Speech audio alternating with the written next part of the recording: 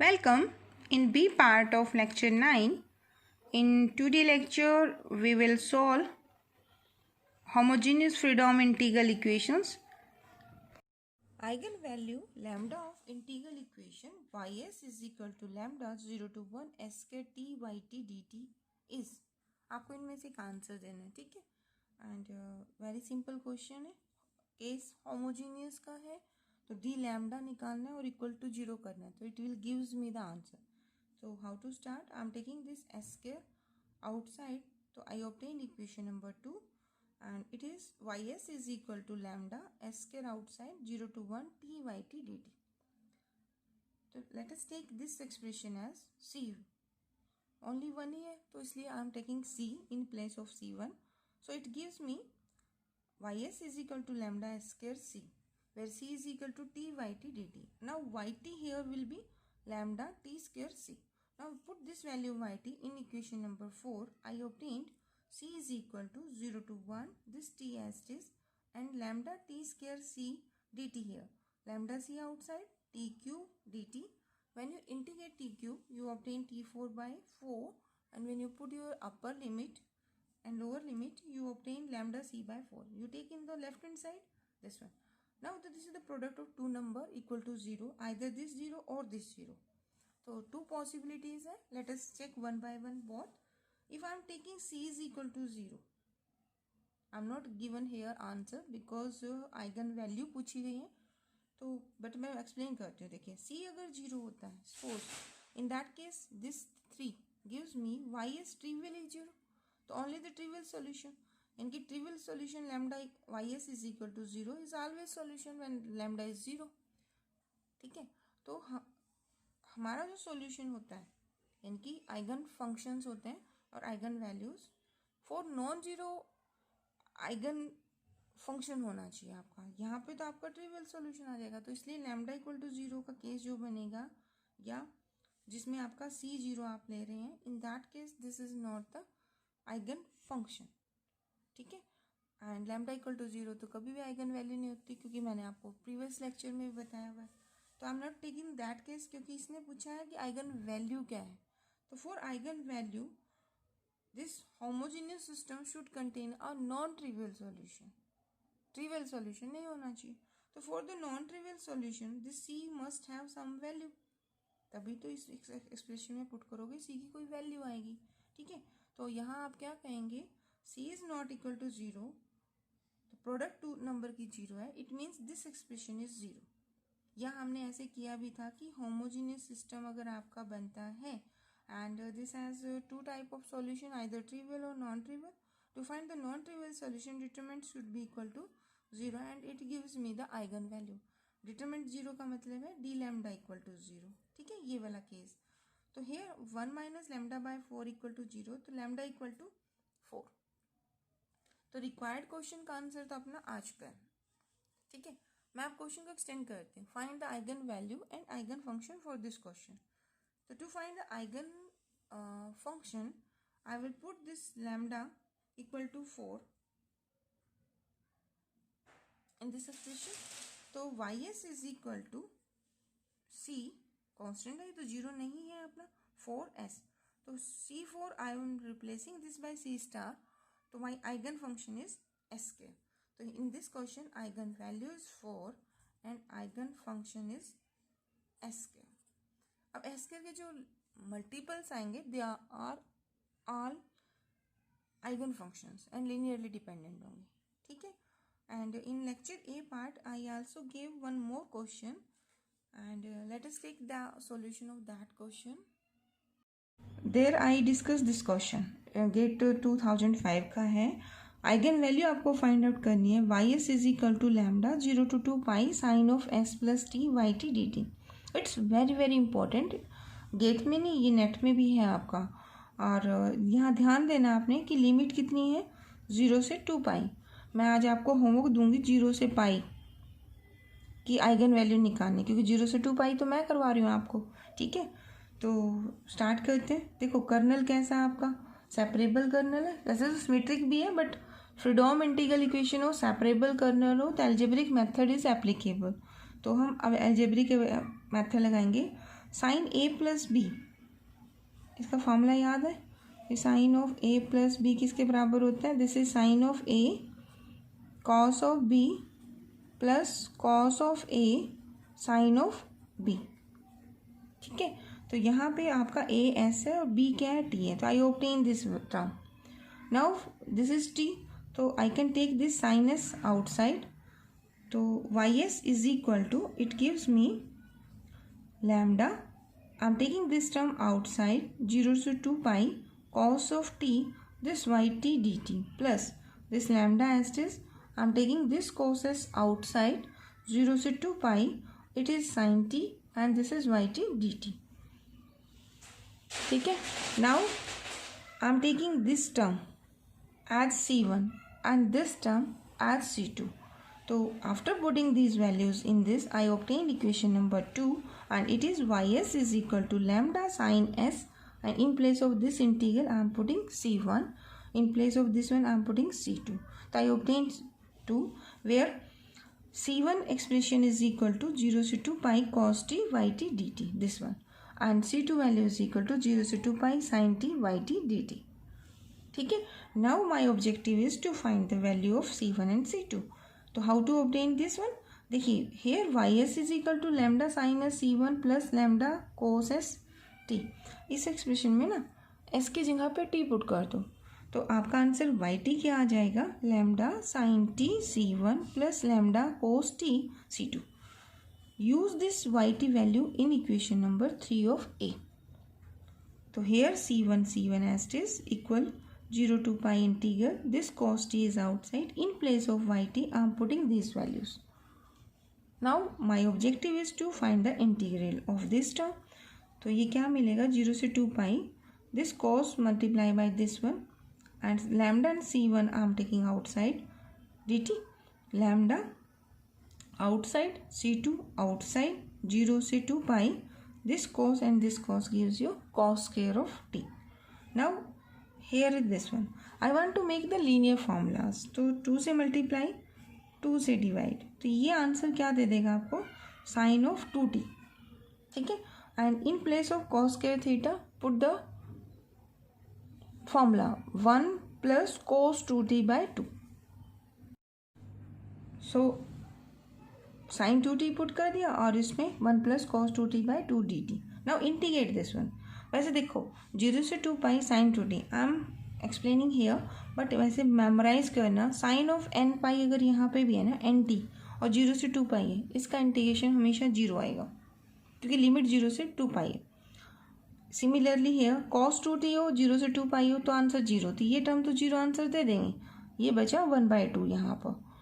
अब 1 का इंटीग्रेशन क्या आएगा, दैट इज t, और लिमिट पुट करोगे 2 पाई माइनस 0 तो you will obtain 2 pi, 2 to 2 cancel, so I obtain here c1, this term on the left hand side, lambda pi c2 equal to 0. So it is my equation number 4. Now there is c2 also. Now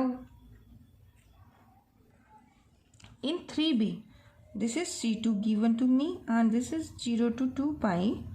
Here is sine of t. And in place of yt again you will use equation number 2, and equation number 2 में क्या है, lambda c1 and this is sine of t plus lambda c2 and it is cos of t and outside is dt. So here is, this is c2 here and 0 से 2 pi it is lambda c1, तो ये आप बाहर ले सकते हैं, तो lambda c1 suppose मेरा बाहर है and it is sine square of t and dt plus ये आपका है आपका लैम्डा c2 0 से 2 pi and this is sine t cos of t, mostly वही स्टेप बनेंगे आपके। 2 से मल्टीप्लाई 2 से डिवाइड, ये आपका outside, in place of sine square t आप क्या पुट करेंगे, 1 माइनस कॉस 2t बाय 2। तो when you put the values you obtain this expression and c2 is equal to lambda c1, here cos 2t ये integration 0 हो जाएगा, sign 2t वाला integration 0 हो जाएगा, 1/2 है तो ये आंसर सिर्फ इस इंटीग्रेशन से आएगा। ये आपको प्रैक्टिस हो जाएगी जब आप 2-3 टाइम क्वेश्चन को सॉल्व करेंगे, ठीक है। तो here C2 this is lambda C1 by 2, limit put करेंगे तो you obtain 2 pi. So here is 2 to 2 cancel, तो you can write lambda C1, तो पाई पहले कर दीजिए, तो lambda pi C1 minus C2 equal to 0। This is my 4th B equation. तो I am putting this expression here, ठीक है। तो ये आपको फॉर्म मिल गई है AC इक्वल टू 0, ये आपके मैट्रिक्स नोटेशन थी, ठीक है। तो now I want to find the eigenvalues. तो आइगन वैल्यूज का मतलब है होमोजीनियस इक्वेशन जो है आपका, उसका नॉन ट्रिवियल सॉल्यूशन होना चाहिए। नॉन ट्रिवियल मतलब 0 नहीं होना चाहिए। इसके लिए आपका क्या होता है, determinant of the coefficient matrix should be equal to 0 होगा। यानी कि आपकी नोटेशन क्या थी, डी लैम्डा, प्रीवियस लेक्चर में हमने किया था। तो डी लैम्डा क्या ले लेंगे आप, इक्वल टू 0। अब डी लैम्डा 0 है तो यहाँ पे कोएफिशिएंट मैट्रिक्स देखो क्या बनेगी, ए मैट्रिक्स क्या बनी है, 1 माइनस लैम्डा पाई माइनस 1, ठीक है ना। ए मैट्रिक्स ये इसका डिटरमिनेंट है डी लैम्डा, वो इक्वल टू 0। नाउ इस डिटरमिनेंट को सॉल्व कर दीजिए, तो this into this -1, this into this +1। तो I obtain here 2 values, one is 1 by pi and second is -1 by pi. So the roots of this d lambda equations are known as the eigenvalues because it gives me a non-trivial solution for the homogeneous Freedom integral equation. Remember करना बच्चों, actually क्या है, in the next lecture हम करेंगे इन homogeneous freedom integral equations के eigen values और eigen functions का corresponding solution infinite exist करता है या नहीं करता, क्योंकि अभी तक तो हमने यूनिक सॉल्यूशंस के क्वेश्चंस किए हैं, ठीक है। तो इन होमोजीनियस का यूनिक सॉल्यूशन ना हो तो इन्फिनाइट सॉल्यूशंस की कंडीशंस कब एग्जिस्ट करेगी, that will be decided by the corresponding homogeneous equations, ठीक है। तो उसके लिए मुझे कई क्वेश्चनों में यही क्वेश्चन मुझे I will recall it again and again. तो उसमें मैंने बोलना है आपको कि लेक्चर 9 के पार्ट बी के पेज नंबर 4 पे मैंने आपको क्वेश्चन करवाया था, ठीक है। तो I will call this question in coming lectures, ठीक है।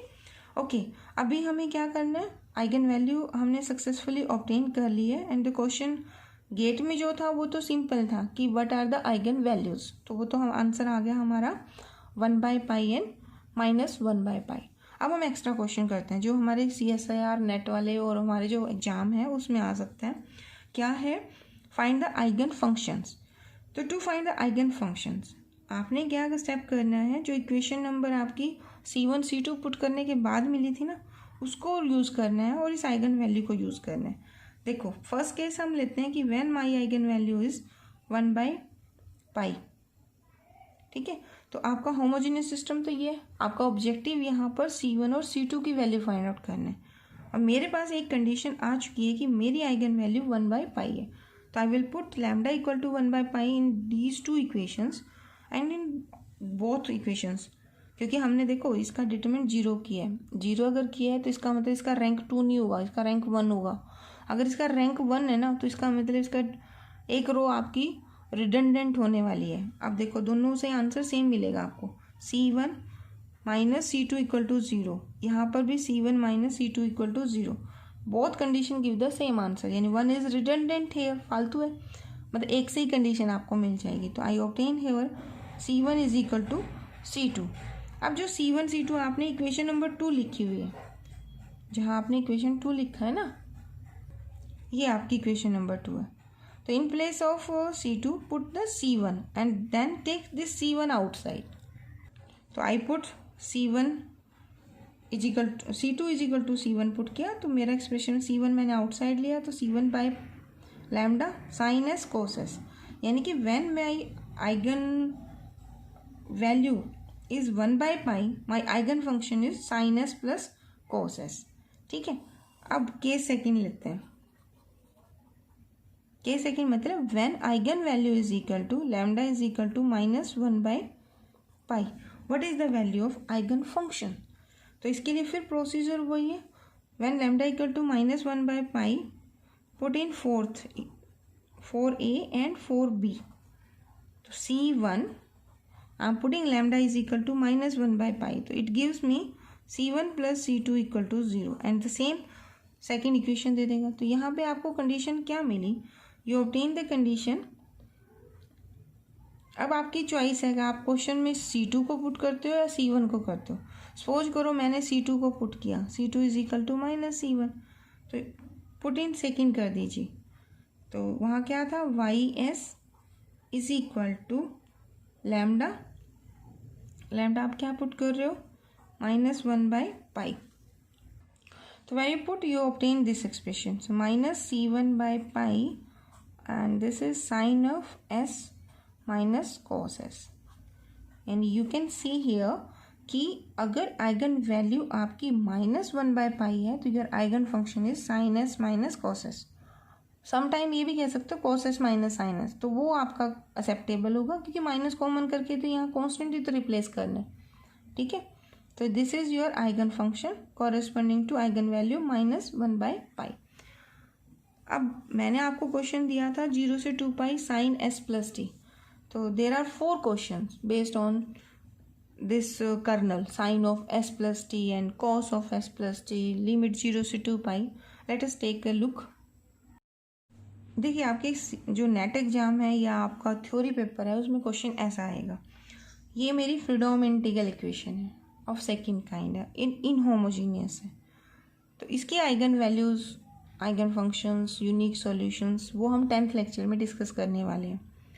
जब मैं इसे डिस्कस करूँगी तो मैं इसकी कॉरेस्पॉन्डिंग जो होमोजीनियस बनेगी, और होमोजीनियस में भी हमारी ट्रांसफॉर्म्ड बन लेनी है क्योंकि मेरा कर्नल यहाँ पे सिमेट्रिक है, इसलिए मैं जस्ट डिस्कस कर रही हूँ होमोजीनियस का, ठीक है। अगर इक्वेशन ये वाली है, what are the eigen values and eigen function for this homogeneous Freedom integral equation? देखिए अभी हमने सॉल्व किया, there are 2 eigen values +1 1/π and -1/π and the corresponding eigen functions are, these are eigen functions। ये eigen function first है, ये eigen function second. तो cos S plus sin S, आप sin S plus cos S भी कह सकते हैं, ठीक है। and when eigenvalue is -1/π your eigen function is sin S minus cos S। अब मेरी तरफ से आपको होमवर्क है कि इन place of sin S plus t आप क्वेश्चन में everywhere cos S plus t कर दीजिए। तो कॉरेस्पॉन्डिंग जो फ्रीडम होमोजीनियस इक्वेशन बनेगी यानी कि GS is equal to lambda 0 to 2π, यहाँ कर्नल कौन हो जाएगा, cos S plus t, ठीक है। और आपकी लिमिट क्या चल रही है, 0 से 2π। रिमेंबर लिमिट कितनी है, इंटरवल क्या है आपका, दैट इज 0 से 2π। अगर इंटरवल 0 से 2π है, whether this is kernel sine और cos, your eigenvalues are same in both cases, 1/π and -1/π। Cos के केस में करके देखना, आपका आइगन फंक्शन cos S आएगा और -1/π में क्या आएगा, sin S आएगा, ठीक है। तो ये 3 क्वेश्चन आपने खुद से ट्राई करने और वेरीफाई करने आंसर राइट है कि नहीं है।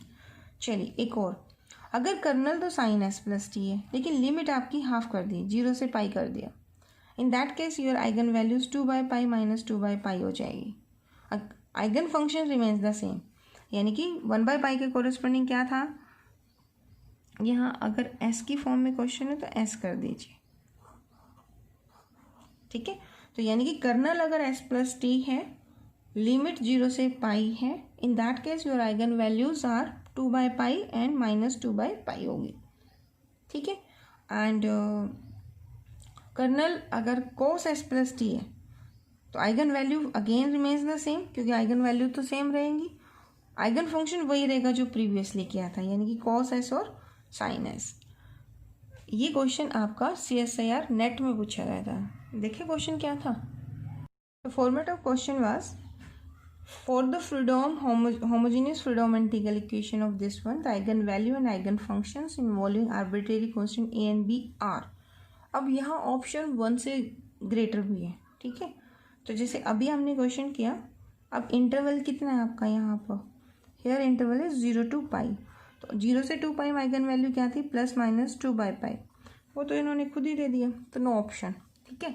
लेकिन हमें पता है कि जब आइगन वैल्यू 2/π है तो आइगन फंक्शन क्या है, प्लस वाला है, यानी कि इस क्वेश्चन में देखो यहाँ पॉजिटिव आइगन वैल्यू है लेकिन माइनस वाला है, तो ये नहीं है आंसर, माइनस है, प्लस वाला दे दिया तो ये भी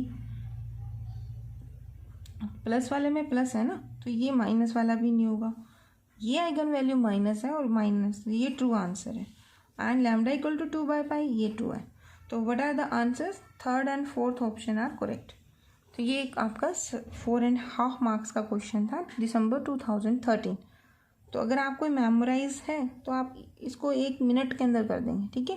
late us take one more important question. ये भी आपका गेट एग्जाम का था, तो इसमें ऑप्शंस थे कि सॉल्यूशन एग्जिस्ट करता है या नहीं करता है, तो नो आइगन वैल्यूज, इस तरह से था, ठीक है। तो मेरे पास क्वेश्चन की स्टेटमेंट नहीं थी। क्वेश्चन है कि determine eigen value and eigen functions. After calculating eigen functions हम डिसाइड करते हैं कि क्या आंसर आएगा, कि क्या इसकी कोई आइगन वैल्यू एग्जिस्ट कर रही है कि नहीं कर रही है, ठीक है। चेक करते हैं। Again the kernel is your separable, so you will write this one like this. लेकिन जब मैंने इसे ऐसे रखा तो ये तो सिर्फ t/t है, दोनों में c1 आएगा, तो no need to do this step, इसकी ज़रूरत नहीं है। तो आप क्या करेंगे? ys is equal to lambda, I am taking 3s minus 2 outside, this is t/t dt। तो here I am taking this expression as c1, आप c भी ले सकते हैं, ठीक है। तो मैंने c1 ले लिया, कोई नहीं, c1 यहाँ पुट करेंगे एंड ys की वैल्यू होगी आपकी lambda 3s minus 2 c1, where c1 is t/t। तो now from second equation calculate yt क्या बनेगा? Lambda 2t minus 2 c1। use this value here, I obtain c1 is equal to 0 to 1 t, this is the value of y of t and dt। here lambda c1 outside 3t square minus 2t equal to 0। when I integrate I obtain the right hand side is 0। तो I directly obtain c1 is 0। देखो previous में तो आपको ऐसी condition मिल रही थी ac equal to 0, ठीक है ना। तो डिटरमिनेंट ऑफ कोएफिशिएंट मैट्रिक्स का ऑप्शन आपके पास था, बट यहाँ कोई ऑप्शन आया ही नहीं, c1 क्या आ गया? 0। If I put c1 0 in equation 2 for all value of lambda, आप कुछ भी ले लीजिए, ys का आंसर क्या आएगा इस क्वेश्चन में? That is 0। तो ओनली द ट्रिवियल सॉल्यूशन, ठीक है। तो ट्रिवियल सॉल्यूशन जो है वो आइगन फंक्शन नहीं है, इसका मतलब कोई भी इसकी आइगन वैल्यू नहीं है। तो integral equation has only the trivial solution, that is ys equal to 0। तो no eigenvalue, no eigenfunctions, eigenvalue and no eigenfunction exist for this question, ठीक है। आई थिंक आपको clear होगा। Thank you so much for watching.